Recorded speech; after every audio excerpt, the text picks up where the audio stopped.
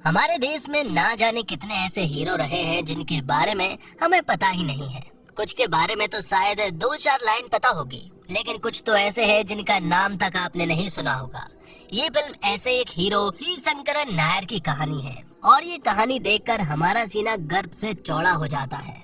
हमें फक्र महसूस होता है कि हम ऐसे हिंदुस्तान में पैदा हुए हैं जहाँ ऐसे हीरो पैदा हुए थे। ये फिल्म हर किसी को देखनी चाहिए क्योंकि ऐसी फिल्म इंटरटेनमेंट नहीं करती, बहुत कुछ ऐसा करती है जो किया जाना चाहिए था। तो आइए दोस्तों, केसरी 2 मूवी को एक्सप्लेन करते हैं और जानते हैं इसकी पूरी कहानी। वीडियो अगर अच्छा लगे तो वीडियो को लाइक करके चैनल को सब्सक्राइब जरूर कीजिएगा ताकि आपको इसी तरह के लेटेस्ट और फ्रेश कंटेंट मिलते रहे। तो फिल्म की कहानी शुरू होती है 13 अप्रैल 1919 से, जहां प्रदर्शनकारियों का एक समूह रोलेट एक्ट का विरोध करने के लिए अमृतसर के जलियांवाला बाग में शांति पूर्वक इकट्ठा होता है। और यहीं पर हमारी नजर पड़ती है एक युवा क्रांतिकारी प्रगट सिंह के ऊपर, जो कि अपनी मां और अपनी बहन के साथ आया हुआ था। तभी हम यहाँ पर एक एरोप्लेन को गुजरता हुआ देखते हैं, जो कि जलियांवाला बाग के जस्ट ऊपर से निकला था, जिसके आधे घंटे के बाद ही जनरल डायर अपने सशस्त्र सैनिकों के साथ घटना स्थल पर पहुंच गया और बिना किसी चेतावनी के निहत्थे लोगों पर गोलियां बरसाने का आदेश दे देता है। हजारों लोगों को मौत के घाट उतार दिया जाता है। जलियांवाला बाग में जितने भी लोग मौजूद थे वो सभी लोग अपनी जान बचाने के लिए इधर उधर भागने की कोशिश करते हैं, लेकिन यहाँ से भागने का कोई भी रास्ता नहीं था। सिर्फ एक कुआं मौजूद था और उसी कुएं में कूदकर बहुत सारे लोगों ने अपनी जान दी थी। और इसी जेनोसाइड में प्रगट सिंह ने अपनी माँ और अपनी बहन को खोया था, जबकि प्रगट सिंह बच गया था। इस नरसंहार में अगले कई घंटों तक लाशों को घटना स्थल पर चील कौवे के खाने के लिए छोड़ दिया जाता है और बाद में इन सारी लाशों को नदी में बहा दिया जाता है। अब क्योंकि एक बहुत ही बड़ी बात थी और ब्रिटिश एम्पायर को ये बात छिपानी भी थी, इसलिए प्रेस को इस बारे में कुछ भी लिखने से रोका जाता है और सरकार का पक्ष अखबारों के पहले पन्ने पर छापता है, जिसमें लिखा जाता है कि प्रदर्शनकारी हथियारबंद आतंकी थे, उनके हमलावर होने के चलते गोलियां चलानी पड़ी। अब कुछ दिन पहले का सीन दिखाया जाता है, जहाँ पर कि हमें मालूम चलता है शंकरन नायर नाम के एक वकील के बारे में, जो कि एक ऐसा वकील है जो कि आज तक कोई भी केस नहीं हारा है और वो फिलहाल तो कृपाल सिंह नाम के आदमी के खिलाफ एक केस लड़ रहा है। ये केस शंकरन नायर को तीरथ सिंह ने दिया था, जो कि माइकल और डायर का लीगल एडवाइजर है। और कृपाल सिंह एक क्रांतिकारी तो है ही, और साथ ही वो ब्रिटिश एम्पायर और माइकल और डायर के खिलाफ चला गया था, जिस वजह से उसके खिलाफ एक्शन लेने पड़े। कोर्ट में वो दोषी करार पाया जाता है और फिर से यहाँ पर शंकरन नायर ये केस भी जीत जाता है और कृपाल सिंह को जेल हो जाती है। तो एक तरह से देखा जाए तो शंकरन नायर ब्रिटिश एम्पायर के लिए ही काम करता है। हालांकि शंकरन नायर एक ईमानदार आदमी है, जिस वजह से उसे नाइटहुड की उपाधि दी जा रही थी। और ये वही दिन था जब जलियांवाला बाग में जेनोसाइड हुआ था। तो ब्रिटिश एम्पायर को जलियांवाला बाग में जो कुछ भी हुआ है उसे पूरी तरह से दबाना था। एक तरफ प्रेस का मुंह तो बंद हो गया था, लेकिन लोगों के बीच गुस्सा भड़क गया। इसका हल भी ब्रिटिश सरकार ने निकाला और 25 रुपए का मुआवजा बांटा। तो दूसरी ओर इस मामले में एक फर्जी जांच बिठाने के लिए निर्देश दिए। इसी जांच का हिस्सा थे हाल ही में नाइटहुड की उपाधि हासिल करने वाले सर सी शंकरन नायर। ब्रिटिश सरकार एक जांच आयोग बनाती है। सी शंकरन इस आयोग के एकमात्र भारतीय हैं, जिनका ब्रिटिश न्याय प्रणाली में पूरा विश्वास है। क्राउन पहले ही ये बात मानता है कि वो उनके लिए कठपुतली का काम करेंगे। तो जब आयोग बना और जब इसकी इन्वेस्टिगेशन स्टार्ट हुई तो शंकरन नायर ने ये देखा कि जलियांवाला बाग में जो कुछ भी हुआ वो कोई आतंकी हमला नहीं था, बल्कि वो एक जेनोसाइड था, जो कि जनरल डायर की वजह से हुआ था। ये बात सभी लोगों को मालूम थी। इसके बावजूद आयोग के सभी लोगों ने जनरल डायर को नॉट गिल्टी कहा था, सिवाय शंकरन नायर के। लेकिन तीरथ सिंह ने उससे कहा कि तुम्हारे एक वोट के इधर से उधर हो जाने से कुछ भी नहीं होने वाला है। शंकरन नायर यहाँ पर कुछ भी नहीं कर सकता था, इसलिए वो यहाँ पर चुप रहा। फिर कुछ और जांच होती है। जांच के दौरान ब्रिटिश सरकार इस मामले से जुड़े तथ्यों को दबाती है। इस दौरान नायर की नजर एक युवा क्रांतिकारी लड़के प्रगट सिंह पर पड़ती है। इस लड़के से नायर का पुराना कनेक्शन निकलता है और वो कनेक्शन दरअसल में ये है कि प्रगट सिंह जो है वो कृपाल सिंह का बेटा है, जो कि क्रांतिकारी कवि तो है और वो सही इंसान भी है। जब नायर प्रगट सिंह से मिला तो उसे मालूम चला कि प्रगट सिंह ने जलियांवाला बाग में अपनी माँ और अपनी छोटी बहन को खोया है और अब वो ब्रिटिश सरकार के खिलाफ अकेला ही आवाज उठा रहा है। वो कहता है कि अगर जुल्म करने वाले अंग्रेज गलत है तो जुल्म सहने के बाद भी कुछ ना करने वाले भारतीय उनसे भी ज्यादा गलत है। शंकरन नायर जब ये सारी बातें परगट सिंह की सुनता है तो वो पूरी तरह से हैरान रह जाता है। लेकिन अगले दिन जब शंकरन नायर फिर से परगट सिंह से मिलने के लिए उसके घर पहुंचा तो मालूम चला कि परगट सिंह ने अपने हाथों की कलाई काट कर खुद की जान ले ली है। ये सुनकर तो वो पूरी तरह से उदास हो जाता है। फिर शंकरन नायर अब फैसला करता है कि वो यहाँ पर नहीं रुक सकता। वो वापस अपनी वाइफ के साथ केरल जाने लगता है।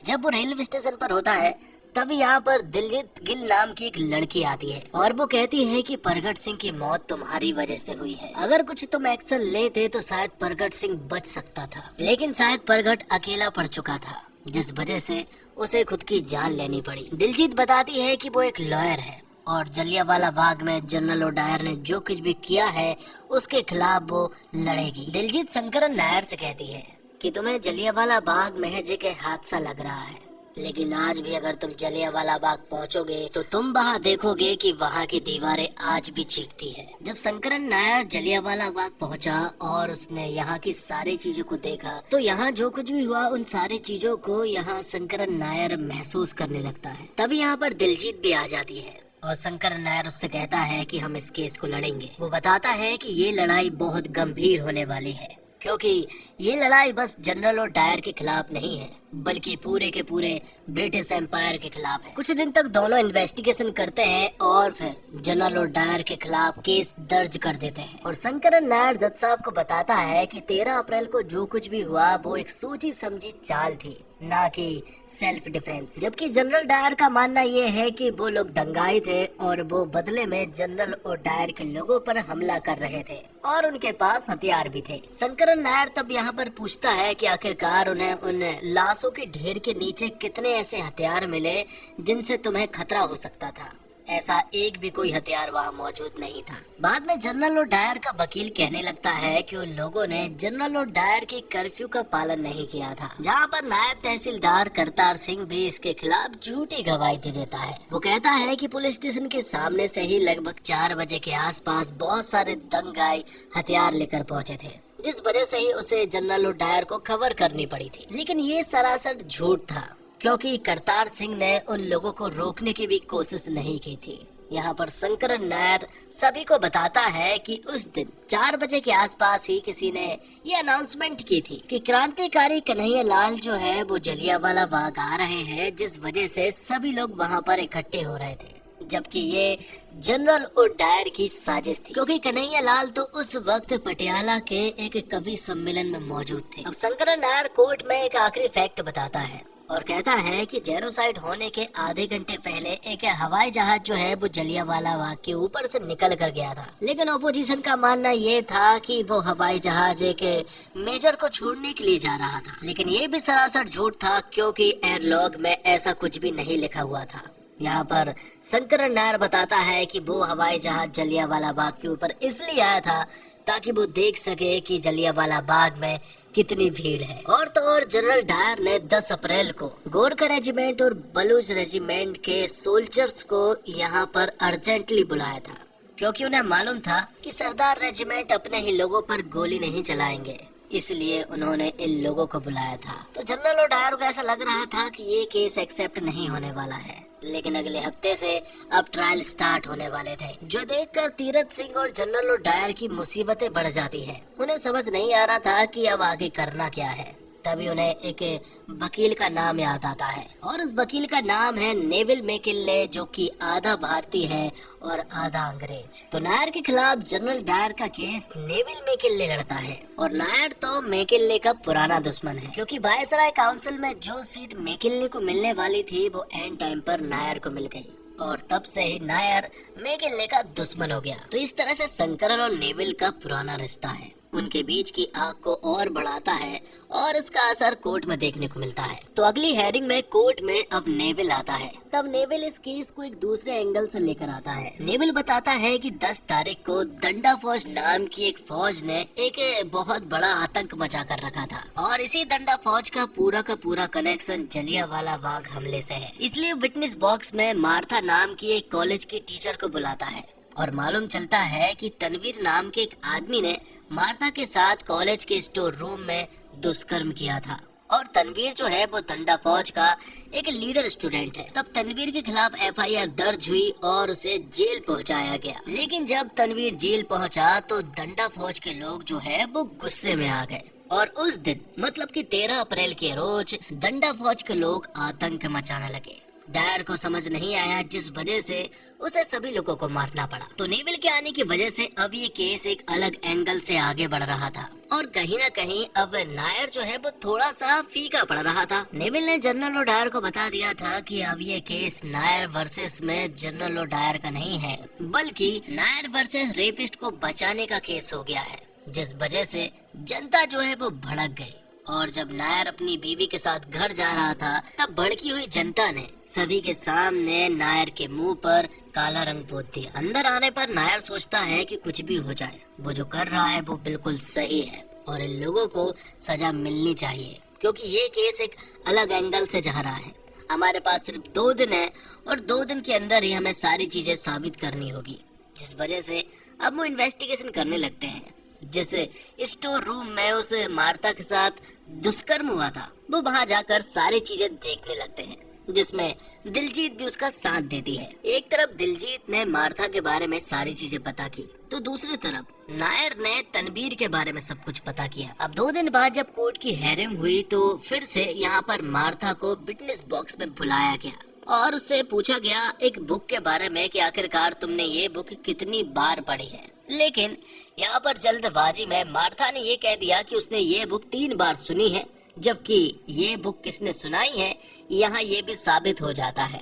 वो बुक दरअसल में तनवीर ने ही यहाँ मार्था को सुनाया था। और यहाँ पर मालूम चलता है कि तनवीर और मार्था जो है वो रिलेशनशिप में थे, दोनों एक दूसरे से प्यार करते थे। लेकिन रोमांस करते वक्त जब स्टोर रूम में प्रिंसिपल के हाथ पकड़े गए तो प्रिंसिपल भड़क गए, क्योंकि वो एक इंडियन था और उसके खिलाफ एफआईआर भी दर्ज करवाई गई। लेकिन फिर भी इन सारी चीजों से ये साबित नहीं हो जाता कि जनरल डायर ने वो गलत तरीके से जेनोसाइड किया था, क्योंकि नायर के पास कोई भी ऐसे सबूत नहीं थे, जिसका फायदा यहाँ पर नेवल उठाता है कि अगर तुम्हारे पास कोई सबूत नहीं है तो इस केस को हम यहीं पर समाप्त करते हैं। नेवल बहुत चालाक था, उसने पहले ही हेयरिंग में सारे के सारे प्रेस वालों को कोर्ट से बाहर निकलवा दिया था, ताकि प्रेस वाले कोई भी सच्चाई ना छाप सके। और अब उसने इस केस को ऐसे एंगल पर लाकर खड़ा कर दिया है जहाँ पर कि नायर के पास कोई भी सबूत नहीं है। और कोर्ट ने इस बार नायर से सबूत मांगे थे, वक्त भी कम था और सबूत भी बटोरने थे, जिस वजह से दिलजीत और नायर दोनों ही परेशान थे, क्योंकि उनके पास ऐसे कोई भी सबूत मौजूद नहीं थे। बाद में नायर ने कुछ सबूत तो हासिल कर लिए थे, इसलिए अगली हेयरिंग में यहाँ पर विटनेस बॉक्स में नायर ने जनरल और डायर को ही विटनेस बॉक्स में बुला लिया और फिर उससे तीखे सवाल पूछे गए। तो डायर यहाँ पर पूरी तरह से नर्वस था और वो ठीक तरह से जवाब नहीं दे पा रहा था। फिर नायर जज साहब को बताता है कि बचपन से ही डायर को एंगर इश्यूज थे। नायर बताता है कि बचपन में जब डायर स्कूल में था तब कुछ हिंदुस्तानी लड़के जो है वो डायर को हकला हकला कहकर चिढ़ाया करते थे, और तो और डायर के पिताजी भी हिंदुस्तानियों से नफरत किया करते थे। तो डायर जैसे जैसे बड़ा होता गया, डायर की नफरत हिंदुस्तानियों के लिए बढ़ती चली गई। दरअसल में डायर को एक बीमारी होती है, जिस वजह से उसे हमेशा गुस्सा आता रहता है, और इसी का इस बार नायर ने फायदा उठाया। यहाँ नायर ने डायर से बहुत ही ज्यादा तीखे सवाल पूछे, जो सुनकर यहाँ डायर को गुस्सा आ गया। और गुस्सा आने के बाद तो यहाँ पर डायर ने सब कुछ बक दिया, जो बोलने के बाद उसे थोड़ा सा अफसोस भी हुआ था। अब कुछ ही दिनों के बाद जज साहब इस केस का फाइनल डिसीजन बताने वाले थे। तो ये केस जो है वो नायर के पक्ष में ही झुक रहा था, लेकिन जनरल और डायर, तीरथ सिंह और नेवल मिलकर यहाँ किसी तरह से इस केस को जीतना चाहते हैं, इसलिए वो इस केस में नायर को ही हटा देते हैं और उसके घर पर एक झूठी रेड पड़वा देते हैं और उसे स्पाई का एक एजेंट बता देते हैं कि उसने कई सारे सोल्जर्स के बारे में पता करने की कोशिश की है, जो कि सारी चीजें बेबुनियाद थी। तब डायर की ये चाल भी काम आई और यहाँ पर फाइनल डिसीजन के दिन ही नायर और दिलजीत को जेल ले जाया गया, उनसे पूछताछ की गई। तो वहीं दूसरी तरफ फाइनल डिसीजन के दौरान दिलजीत और नायर नहीं पहुँच सके, जिस वजह से ज्यूरी अपना फाइनल डिसीजन बताते हैं, जिसमें सभी लोगों ने जनरल और डायर को नॉट गिल्टी कहा था। और इस तरह से ये केस यहाँ पर नेविल जीत चुका था मतलब कि जनरल ओडायर सभी लोगों के सामने नॉट गिल्टी साबित हो गया था। वहाँ नायर और दिलजीत को जेल से तो रिहा कर दिया गया था, लेकिन अब कुछ भी नहीं हो सकता है क्योंकि वो ये जंग हार चुके थे। तब नायर डिसाइड करता है कि अब वो यहाँ पर नहीं रहने वाला। वो अपनी बीवी के साथ केरल चला जाता है। वहाँ पहुँचने के बाद भी जलियांवाला बाग के ये सारे सीन उसे याद आ रहे थे और वो उन्हें भूल नहीं पा रहा था। तभी केरल में ही कृपाल सिंह की एक चिट्ठी आती है नायर के पास। कृपाल सिंह वही आदमी है जो कि प्रगट सिंह का पिता है और फिलहाल तो कृपाल सिंह जेल में है और जेल से ही उन्होंने नायर को चिट्ठी लिखी थी। उसमें उन्होंने लिखा कि प्रगट सिंह ने अपने आप की जान नहीं ली थी, बल्कि उसे इन अंग्रेजों ने मारा था। वो एक सच्चा क्रांतिकारी था।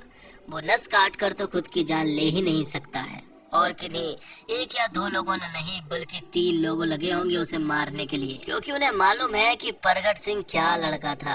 भले ही वो 13 साल का था, लेकिन फिर भी वो उन सारे एम्पायर से अकेला ही लड़ रहा था। जब वो ये सारी लड़ाई लड़ रहा था तो ऐसा लग रहा था कि क्रांति की वो रोशनी आज भी जिंदा है, लेकिन उसके चले जाने के बाद ऐसा लगता है कि वो रोशनी भी बुझ गई है।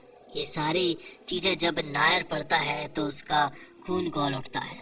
वो तुरंत ही अमृतसर वापस पहुंचा और दिलजीत से कहा कि हम फाइनल डिसीजन को चैलेंज करेंगे, जिस वजह से वो फिर से कोर्ट पहुंचे और इस फाइनल डिसीजन को वो चैलेंज करते हैं। लेकिन कोर्ट पहुंचने के बाद भी अब कुछ नहीं बदलने वाला था।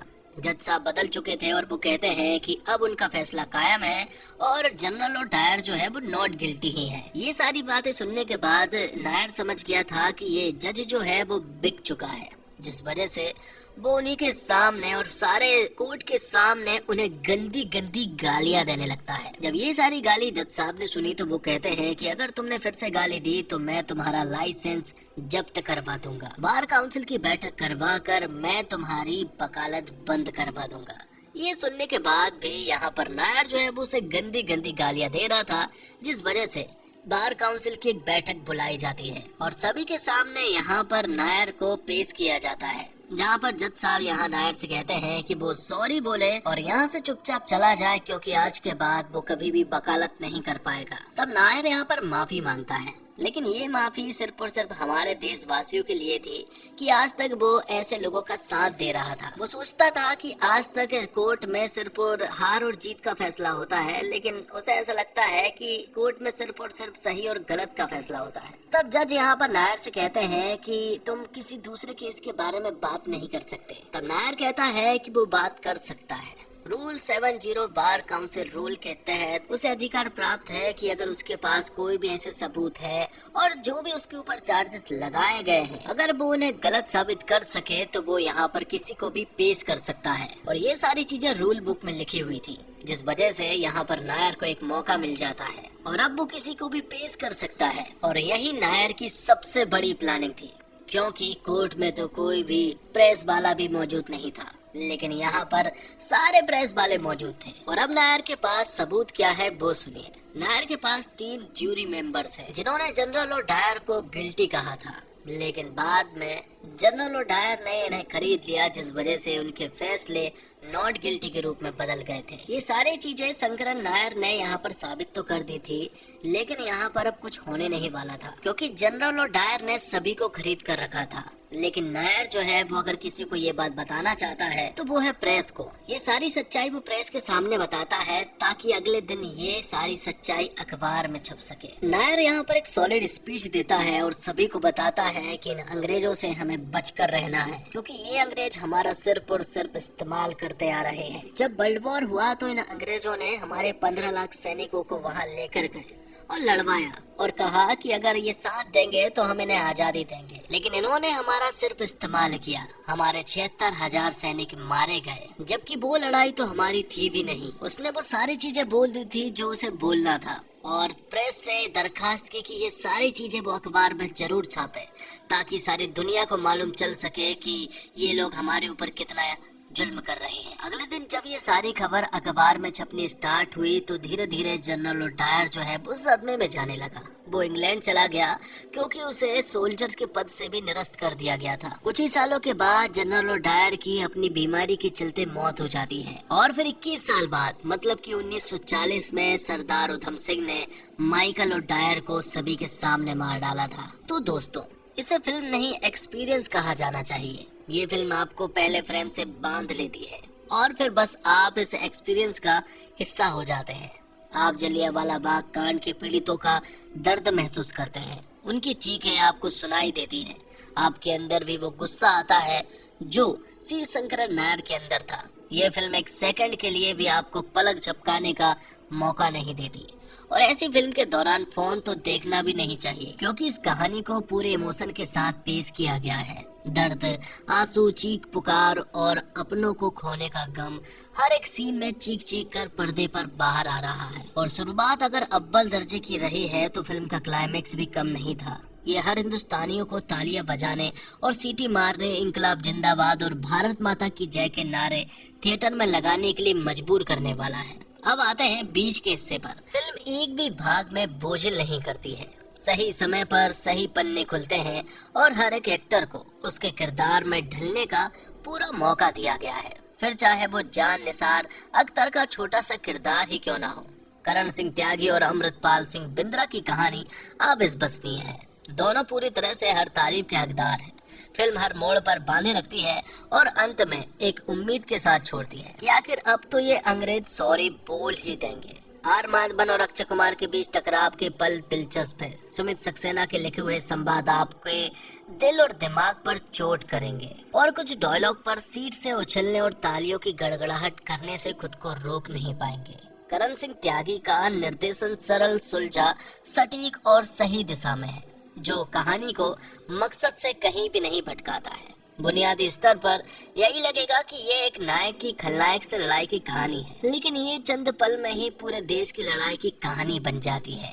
एक के बाद एक नए कलाकारों की एंट्री होना और सिलसिलेवार तरीके से इसे पेश करना कड़ी दर कड़ी कहानी को आगे बढ़ाता है। मार्था स्टीवंस वाले ट्रैक से क्लाइमैक्स तक पहुंचने में रोमांच हर पल बढ़ता जाता है, क्योंकि कहानी इतिहास से जुड़ी हुई है तो शायद काफी लोगों को मालूम होना स्वाभाविक है, लेकिन फिर भी कहानी में रोमांच की कमी कहीं नहीं होती है। अब आते हैं फिल्म के पिक्चराइजेशन पर, जो इस कहानी को और ज्यादा प्रभावशाली बना रही है।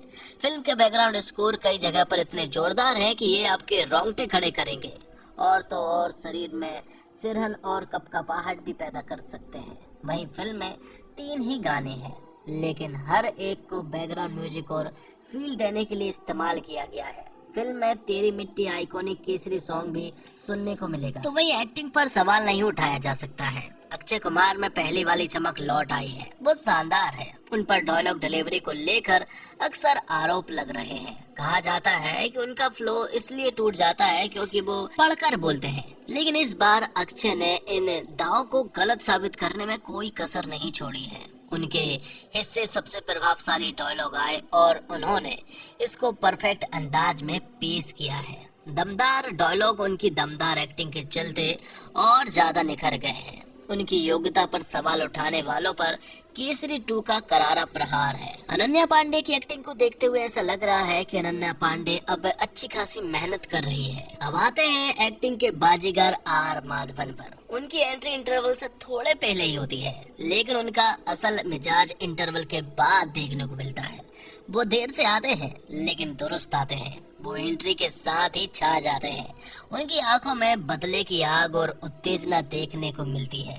कृष्ण राव का किरदार महत्वपूर्ण है और वो छोटे से रोल में गहरा प्रभाव छोड़ते हैं। और अक्षय की फिल्म फर्स्ट हाफ में जिस तरह से कहानी सेट करती है वो गंभीर है, इमोशनल भी है। जिस तरह जलियांवाला बाग कांड पर्दे पर नजर आता है वो आपको अंदर तक झिझोड़ने में कामयाब होता है। ब्रिटिश सरकार में बड़ा ओहदा पाने से लेकर सरकार के खिलाफ केस लड़ने तक नायक के किरदार का आर्क भी काफी इम्प्रेसिव है। अक्षय की परफॉर्मेंस में गंभीरता पूरी तरह झलकती है, जो फिल्म की जरूरत थी। अनन्या का किरदार इस तरह की कहानियों में कैटलिस्ट वाला टिपिकल किरदार है, लेकिन वो अपने काम से आपको इम्प्रेस करती है और सेकंड हाफ में उन्हें चमकने के कुछ मूवमेंट्स भी मिलते हैं। माधवन की एंट्री दमदार है और कोर्ट में उनकी बॉडी लैंग्वेज और लहजा देखकर ही आपको लगने लगता है कि ये लॉयर तो नायर पर भारी पड़ने वाला है। कोर्ट के कई सीन में तो माधवन सिर्फ अपने कॉन्फिडेंस की वजह से डरावने लगते हैं। तो वही अक्षय कुमार ने ऐसा काम किया है कि उसके लिए शब्द कम है। उनसे आपकी अगर कोई शिकायत रही हो तो ये फिल्म देख लीजिए, वो शिकायत दूर हो जाएगी। अक्षय इस किरदार को गजब तरीके से जी गए हैं। उन्होंने इस किरदार में कमाल का कन्विक्शन डाला है और यही चीज है जो आजकल फिल्मों से गायब है। ये देखकर अक्षय के फैन नहीं है तो भी हो जाएंगे। माधवन ने एक बार फिर साबित कर दिया है कि वो हर तरह का किरदार बखूबी निभा सकते हैं। यहाँ भी वो कमाल लगते हैं और कमाल की एक्टिंग कर गए हैं। अनन्या पांडे ने पहली बार इतना इम्प्रेस किया है। उन्हें अक्सर क्रिटिसाइज किया गया है, लेकिन इस बार वो भी चमक उठी है। तो दोस्तों, इसी के साथ ये वीडियो यहीं पर समाप्त होती है। उम्मीद करता हूँ आपको वीडियो पसंद आई होगी। वीडियो पसंद आई हो तो वीडियो को लाइक करके चैनल को सब्सक्राइब जरूर कीजिएगा, ताकि आपको इसी तरह के लेटेस्ट और फ्रेश कंटेंट मिलते रहे। मिलते हैं और कमाल की वीडियो के साथ। तब तक के लिए आप हमारे चैनल के साथ बने रहिए। धन्यवाद। जय हिंद, जय भारत, जय श्री राम।